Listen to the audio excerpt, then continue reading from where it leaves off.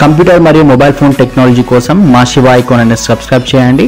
అలాగే పక్కనున్న bell icon click చేసి ఎప్పటికప్పుడు కొత్త వచ్చే వీడియోస్ని నోటిఫికేషన్ ద్వారా తెలుసుకోండి. హాయ్ వ్యూవర్స్, నా పేరు నరేష్, మీరు చూస్తున్నారు శివ ఐకాన్.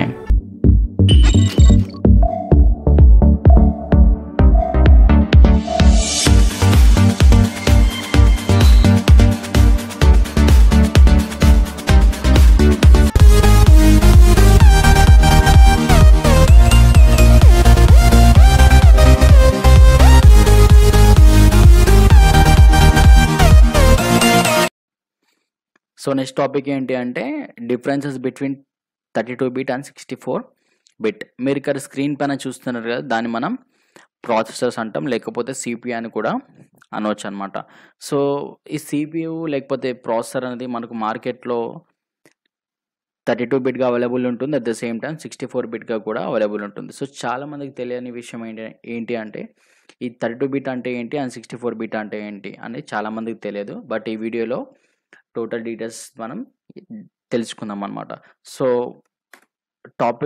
టాపిక్లో వచ్చేసరికి differences between 32 bit and 64 bit processor. So దానికంటే ముందు మీ కంప్యూటర్ మీరు వాడే కంప్యూటర్ 64 బిట్టా లేదా 32 బిట్టా అనేది ఈ మెథడ్ యూజ్ చేసుకొని తెలుసుకోండి.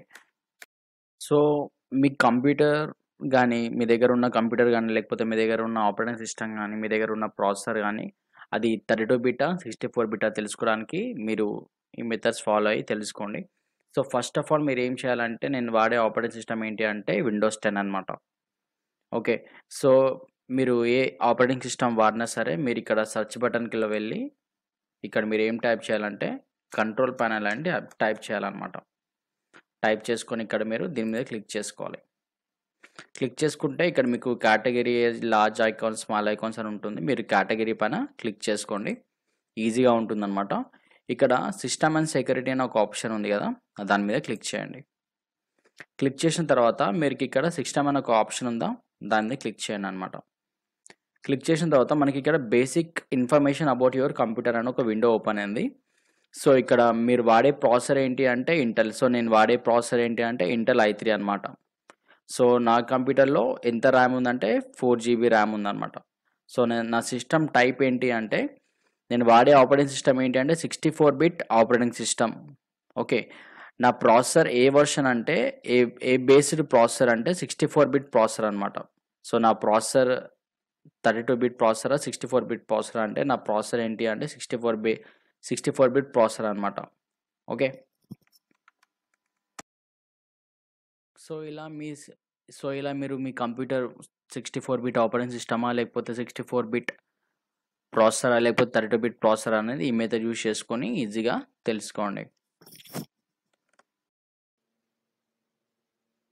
ఈ 32 బిట్ ప్రాసెసర్ అంటే ఏంటి అంటే 1990sలో 32 బిట్ ప్రాసెసర్ అనేది బేసికలీ 1990sలో ఎక్కువగా యూజ్ చేస్తున్నాను అనమాట.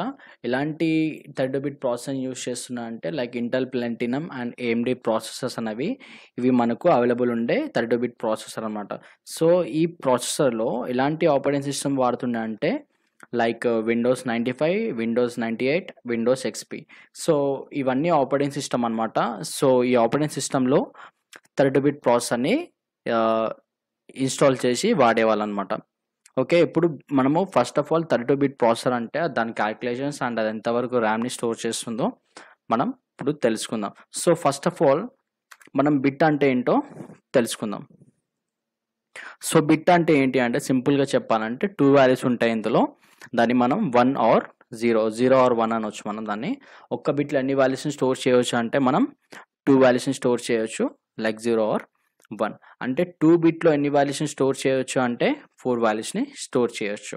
3 బిట్లో ఎన్ని వాల్యూస్ని స్టోర్ చేయొచ్చు అంటే 8 వాల్యూస్ని స్టోర్ చేయొచ్చు. ఇక్కడ నేను ఎగ్జాంపుల్ రాశాను. 2 బిట్ అంటే మనం ఎలా డిఫైన్ చేయొచ్చు అంటే 2 into 2 అంటే అప్పుడు ఎన్ని వాల్యూస్ స్టోర్ చేయొచ్చు, 4 వాల్యూస్ని స్టోర్ చేయొచ్చు. 3 బిట్లో ఎన్ని వాల్యూస్ స్టోర్ చేయొచ్చు అంటే ఇక్కడ నేను డిఫైన్ చేశాను 2 into 2 into 2 అంటే ఎన్ని వాల్యూస్ స్టోర్ చేయొచ్చు, 8 వాల్యూస్ని స్టోర్ చేయొచ్చు. అదే 32 బిట్లో ఎన్ని వాల్యూస్ స్టోర్ చేయొచ్చు అంటే 2 to the power of 32. దాన్ని మనం క్యాలిక్యులేట్ చేస్తే మనకు వచ్చే వాల్యూ ఇదనమాట, 4.2 బిలియన్.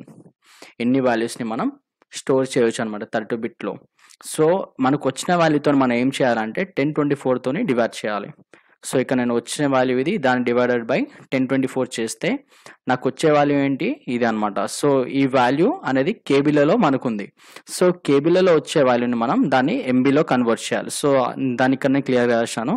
మనకు వచ్చిన వాల్యూ ఇది, దాన్ని డివైడెడ్ బై 1024 చేస్తే మనకు వచ్చే వాల్యూ ఇదనమాట. సో ఇది మనకు ఎంబీలలో వచ్చింది ఈ వాల్యూ. సో ఈ వాల్యూని మళ్ళీ మనం ఏం చేయాలంటే 1024తో డివైడ్ చేస్తే వచ్చిన వాల్యూ ఇది, దాన్ని డివైడెడ్ బై 1024 చేస్తే మనకు వచ్చే వాల్యూ ఏంటి అంటే 4 GB. ఓకే, అంటే 32 బిట్ ప్రాసెసర్ అనేది ఎంతవరకు ర్యామ్ని సపోర్ట్ చేస్తుందంటే 4 GB ర్యామ్ వరకు మాత్రం సపోర్ట్ చేస్తుంది. అంటే సింపుల్గా చెప్పాలంటే 32 బిట్ ప్రాసెసర్లో మనం ఎంతవరకు ర్యామ్ని స్టోర్ చేయవచ్చు అంటే అప్ టు 4 GB ర్యామ్ వరకు మాత్రమే స్టోర్ చేయవచ్చు. 4 GB కంటే ఎక్కువ ర్యామ్ని మనం స్టోర్ చేయలేమన్నమాట. క్లియర్? ఒకవేళ మీ 32 బిట్ ప్రాసెసర్లో, మీ 32 బిట్ ఆపరేటింగ్ సిస్టమ్ లోపల, లేకపోతే మీ 32 బిట్ ప్రాసెసర్ లోపల మీరు 8 GB పెట్టారనుకోండి, అది ఎంతవరకు ర్యామ్ తీసుకుంటుంది? ఓన్లీ 4 GB ర్యామ్ వరకు మాత్రమే తీసుకుంటుంది. మిగతా 4 GB అనేది యూజ్లెస్. సో 32 బిట్ ప్రాసెసర్లో మనం up to only 4 GB RAM వరకు మాత్రమే పెట్టవచ్చు. ఒకవేళ మనం 8 GB ర్యామ్ పెట్టామనుకోండి, అది ఎంతవరకు తీసుకుంటుంది? 4 GB ర్యామ్ వరకు మాత్రమే తీసుకుంటుంది. మిగతా 4 GB అనేది యూజ్లెస్ అనమాట.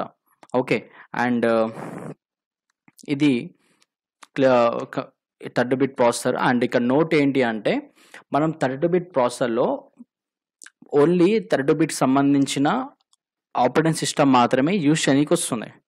అలా అని చెప్పేసి మనం 32 బిట్ ప్రాసెసర్ కంప్యూటర్లో తీసుకొచ్చి 64 బిట్ ఇన్స్టాల్ చేయడానికి రాదనమాట. ఎందుకంటే 64 బిట్ ప్రాసెసర్ అనేది దాని కెపాసిటీ అనేది చాలా హై ఉంటుంది.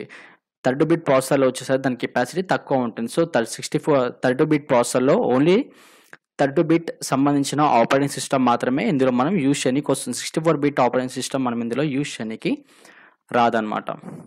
Okay, and next 64 bit processor. So 64 bit processor అనేది 1961లో ఐబిఎం వాళ్ళు ఏం చేశారంటే, ఐబిఎం ఒక ఆర్గనైజేషన్ అది ఏం చేసిందంటే ఒక ఐబిఎం 7030 అనే 6 సూపర్ కంప్యూటర్స్ని లాంచ్ చేసిందనమాట.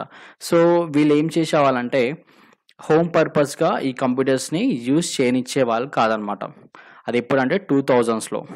సో దానికోసం మైక్రోసాఫ్ట్ ఏం చేశారంటే 64 బిట్ వర్షన్ని లాంచ్ చేశారు. అది ఎలాంటి ఆపరేటింగ్ సిస్టంలో లాంచ్ చేశారంటే విండోస్ ఎక్స్పీలో లాంచ్ చేశారు, విండోస్ విస్టాలో లాంచ్ చేశారు, విండోస్ 7లో లాంచ్ చేశారు, విండోస్ 8లో కూడా లాంచ్ చేశారు. ఇప్పుడు మనకు విండోస్ 10 ఉంది కదా, అది కూడా 64 బిట్ వర్షన్లో మనకు అవైలబుల్ ఉంటుంది. ఇప్పుడు మార్కెట్లో చూసుకుంటే ప్రజెంట్ 2020 ఈ జనరేషన్లో మనకు మార్కెట్లో 32 బిట్ ప్రాసెసర్ అనేది ప్రజెంట్ నవ్వే డేస్లో యూజ్ చేస్తలేరు అనమాట. ఎందుకంటే ఈ 32 బిట్ ప్రాసెసర్లో ఎంతవరకు ర్యామ్ స్టోర్ చేస్తుంది? ఓన్లీ 4 GB వరకు మాత్రమే ర్యామ్ని స్టోర్ చేస్తుంది. బట్ 64 బిట్ ప్రాసెసర్ వచ్చేసరికి చాలా ర్యామ్ని స్టోర్ చేస్తుంది. దాని క్యాలిక్యులేషన్ మీకు నెక్స్ట్ స్లైడ్లో మీకు చెప్తాను.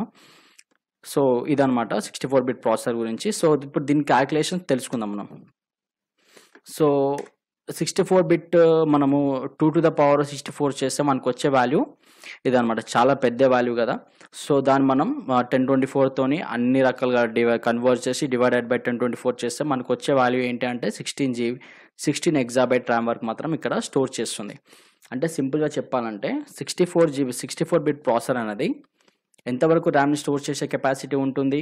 అప్ టు 16 ఎగ్జాబైట్ వరకు ర్యామ్ని స్టోర్ చేసే కెపాసిటీ ఉంటుందన్నమాట. ఓకే, బట్ మార్కెట్లో మనకు ఎంతవరకు ర్యామ్ అవైలబుల్ ఉంటుంది? అప్ టు 128 GB వరకు మాత్రమే అవైలబుల్ ఉంటుంది. అంటే 64 బిట్ ప్రాసెసర్లో మనం ఎంతవరకు ర్యామ్ స్టోర్ చేయొచ్చు? అప్ టు 16 ఎగ్జాబైట్ ర్యామ్ వరకు మనం స్టోర్ చేయొచ్చు. బట్ ప్రెజెంట్ నవ్వే డేస్ మన మార్కెట్లో అప్ టు 128 GB వరకు మాత్రమే అవైలబుల్ ఉందన్నమాట. సో ఫ్యూచర్లో దీనికంటే ఎక్కువ ర్యామ్ కూడా వచ్చే ఛాన్సెస్ ఉన్నాయి. సో దీని కెపాసిటీ చాలా ఎక్కువ, బట్ ప్రెజెంట్ మార్కెట్లో మనకి 128 GB వరకు మాత్రమే అవైలబుల్ ఉంది. దీనికంటే ఎక్కువ ర్యామ్ మన ఫ్యూచర్లో అవైలబుల్ వస్తుంది అనమాట, కంపల్సరీ వస్తుంది. సో ఇది అనమాట. సో నెక్స్ట్ నోట్ ఇక్కడ చూడండి, 64 బిట్ ప్రాసెసర్ అనేది 64 బిట్ ప్రాసెసర్ కంప్యూటర్లో మనం ఏంటి అంటే 32 బిట్ ఇన్స్టాల్ చేయొచ్చు. At the same time 64 bit కూడా 64 బిట్ ఆపరేటింగ్ సిస్టమ్ కూడా ఇన్స్టాల్ చేయొచ్చు. కానీ 64 బిట్ ప్రాసెసర్లో మనం 32 బిట్ ఆపరేటింగ్ సిస్టమ్ ఇన్స్టాల్ చేసామనుకోని రన్ అవుతుంది, కానీ అది ఫుల్ కెపాసిటీతో రన్ అవ్వదు అనమాట. 64 బిట్ ప్రాసెసర్ అనేది మనకు చాలా కెపాసిటీ కలిగి ఉంటుంది. బట్ మన 64 బిట్ ప్రాసెసర్‌లో 32 బిట్ ఆపరేటింగ్ సిస్టమ్ ఇన్‌స్టాల్ చేస్తే దాని దగ్గర ఉన్న టోటల్ కెపాసిటీని యూటిలైజ్ చేసుకోలేదు. టోటల్ కెపాసిటీ యూటిలైజ్ చేసుకోవాలంటే మనం 64 బిట్ ప్రాసెసర్‌లో 64 బిట్ ఆపరేటింగ్ సిస్టమ్ ఇన్‌స్టాల్ చేస్తేనే దాని దగ్గర ఉన్న టోటల్ కెపాసిటీని యూటిలైజ్ చేసి మన కంప్యూటర్‌కి ఆ స్పీడ్‌ని ఇవ్వగలుగుతుంది. అదే 32 బిట్ ఇన్‌స్టాల్ చేశామనుకోండి దాని తగ్గ స్పీడ్‌గా అది ఇవ్వలేదన్నమాట. 32 బిట్ ప్రాసెసర్ కెపాసిటీ ఎంత అంటే అప్ టు 4 జీబీ ర్యామ్ వరకు మాత్రమే. బట్ ఈ 64 బిట్ ప్రాసెసర్ వచ్చేసరికి ఎంతవరకు దీని కెపాసిటీ ఉంటుందంటే టిల్ 16 ఎగ్జాబైట్ వరకు 16 ఎగ్జాబైట్ వరకు దీని కెపాసిటీ ఉంది. అంటే చాలా పెద్ద వాల్యూ అది. మనం చెప్పలేము అది. చాలా చాలా పెద్ద వాల్యూ. మార్కెట్‌లో మనకి ఎంతవరకు అవైలబుల్ ఉందంటే అప్ టు 128 జీబీ వరకు మాత్రమే అవైలబుల్ ఉంది. ఓకే. అండ్ ఈ 64 బిట్ ఎక్కడెక్కడ యూజ్ చేస్తారంటే 64 బిట్ ప్రాసెసర్ అనేది గ్రాఫిక్ డిజైనింగ్‌లో యూజ్ చేస్తారు, ఇంజినీరింగ్‌లో యూజ్ చేస్తారు అండ్ వీడియో ఎడిటింగ్‌లో యూజ్ చేస్తారన్నమాట. సో ఫైనల్ కంక్లూజన్ ఏంటి అంటే ఈ 32 బిట్‌కి అండ్ 64 బిట్‌కి 32 బిట్ అనేది ఓల్డ్ జనరేషన్‌లో వాడేవారు. లైక్ 1990స్‌లో ఎక్కువ వాడేవాళ్ళు. దీని కెపాసిటీ ఎంత ఉంటుందంటే ర్యామ్ స్టోర్ చేసే కెపాసిటీ ఎంత ఉంటుందంటే అప్ టు 4 జీబీ వరకు మాత్రమే ఇది ర్యామ్‌ని స్టోర్ చేసే కెపాసిటీ ఉంటుంది. 4 జీబీ కంటే ఎక్కువ ర్యామ్‌ని స్టోర్ చేసే కెపాసిటీ 32 బిట్‌కి ఉండదన్నమాట. 64 బిట్ ప్రాసెసర్ వచ్చేసరికి ఏంటి అంటే ఈ 64 బిట్ ప్రాసెసర్‌లో అనేది హై స్టోరేజ్ కెపాసిటీ అనమాట. ఇందులో ఏంటి అంటే మనము ఎక్కువ ర్యామ్‌ని స్టోర్ చేయవచ్చు. అప్ టు ఎంత వరకు స్టోర్ చేయొచ్చు అంటే 16 ఎగ్జాబైట్ వరకు ర్యామ్‌ని స్టోర్ చేయొచ్చు అనమాట. చాలా పెద్ద వాల్యూ అది.